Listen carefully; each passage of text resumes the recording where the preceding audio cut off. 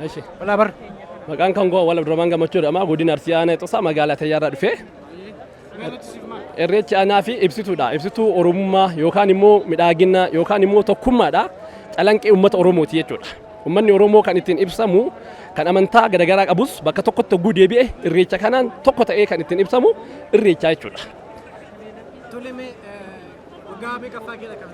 Ani amma irreecha kana irreecha Finfinnee kana waggaa 5ffaadha. Wadda inni eegalame adeemaa ture jechuudha. Maaliif gammachuu guddaan natti dhagamee jira. Haa beekullee haa beekuu baadhu jaarraa tokkoof walakka yookaan immoo waggaa 150 dura irreechi kun badee ture. Amma immoo warra Finfinnee irratti nu deebuun isaa gammachuu guddaan nu dhagamee aadaa Oromoo kaleessaa isii jalqabaa nu deebise waan ta'eef gammachuu guddaan na dhagame jechuudha. Ayyee hojimaanuu baay'een galata qabdu. Kan goo wal abdurrahman gammachuu jedhama. Godina Arsii Aanaa Ixoosaa magaalaa Tayyaarraa dhufee. Irreechi aanaa fi ibsituudha. Ibsituu Oromummaa yookaan immoo midhaagina yookaan immoo tokkummaadha. Calanqee uummata Oromooti jechuudha. Uummanni Oromoo kan ittiin ibsamu kan amantaa garaagaraa qabus bakka tokkotti hogguu deebi'e irreecha kanaan tokko ta'ee kan ittiin ibsamu irreechaa jechuudha. Dura irreechi kun badee ture.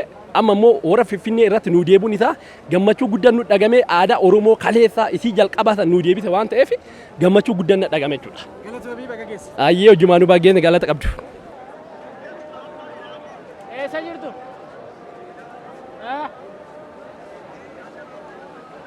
Ayyee baga geessi. Ayyee baga waliin geenye.